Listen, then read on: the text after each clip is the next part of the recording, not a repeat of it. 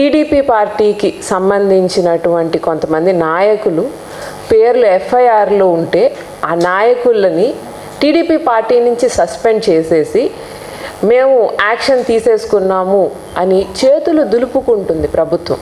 కాకపోతే మనం ఇక్కడ గుర్తించాల్సిన విషయం ఏంటంటే వైఎస్ఆర్సీపీ పార్టీలో అప్పుడు మద్యం ఇట్లా కల్తీ మద్యం తీసుకొచ్చారని చెప్పి రకరకాల ప్రచారణలు చేసి కావాలని చెప్పి వైఎస్ఆర్సీపీ పార్టీని నాయకుల్ని జగనన్న మీద కేసు నెట్టడానికి ప్రయత్నించారు. దానికి సంబంధించి మీరు ఆల్రెడీ ఒక సిట్ టీంని ఏర్పాటు చేసుకున్నారు. ఆల్రెడీ ఒకవైపు కల్తీ మద్యం మీద ఆ సిట్ విచారణ జరుపుతుంది. అది జరుపుతున్నప్పుడు సిట్ విచారణకి సంబంధించి మీరు ఈ కల్తీ మద్యం రావడాన్ని ఎలా కనుక్కోలేకపోయారు? కనుక్కొని ఉండాల్సింది కదా మీరు కల్తీ మద్యం రాగానే స్టేట్లోకి.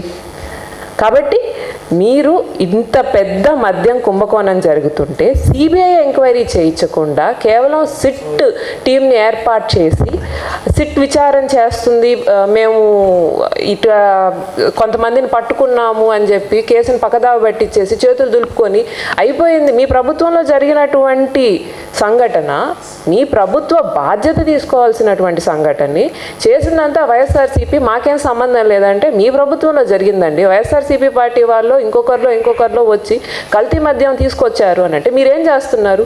అధికారులు ఏం చేస్తున్నారు? పడుకొని ఉన్నారా? ఇటువంటి తీవ్రమైన సంఘటన జరిగినప్పుడు ప్రజలకు కూడా అనుమానాలు వస్తున్నాయి. మీరు పక్కదావ పట్టించేటువంటి ప్రయత్నం చేస్తున్నారు అన్నప్పుడు సిట్ అధికారులు అనేటువంటి వాళ్ళు రాష్ట్ర ప్రభుత్వం కింద పనిచేసే అధికారులు కాబట్టి సిట్ కాకుండా సిబిఐ విచారణ చేయించడం కరెక్ట్ అనేది మా భావన.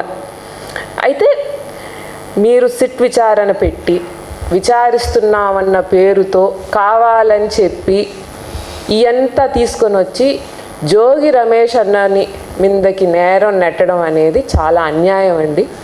సంబంధం లేనటువంటి వ్యక్తి ఏమీ అసలు దాని దరిదాపుల్లో లేనటువంటి వ్యక్తి మీద మీరు తీసుకొని పోయి ఈరోజు మేము ఆయన మీద ఆపాదించేసి మేము తప్పుకుంటాము అని అనుకోవడం చాలా అన్యాయము. అయితే జోగి రమేష్ అన్న మీరు ఆపాదించారు, ఆయన రెడీగా ఉన్నారు. ఆయన ఏమన్నారు? దేవుడు ఎదుటి ఎక్కడైనా కానీ వచ్చి ప్రమాణం చేస్తాను, నేను ఇటువంటి పనులు చేయలేదు అని చెప్తే మీరు ఆ ఛాలెంజ్ని స్వీకరించకుండా దాటేసి దాని మీద ఏ రకమైనటువంటి మాటలు మాట్లాడకుండా ఏదో ఊరికే అంటే డైవర్షన్ పాలిటిక్స్, మేము ముందే అనుకున్నాం కదా, అన్ని రకాలుగా డైవర్షన్ పాలిటిక్స్ చేసేసి దీని నుంచి తప్పించుకునే ప్రయత్నం చేస్తున్నారు.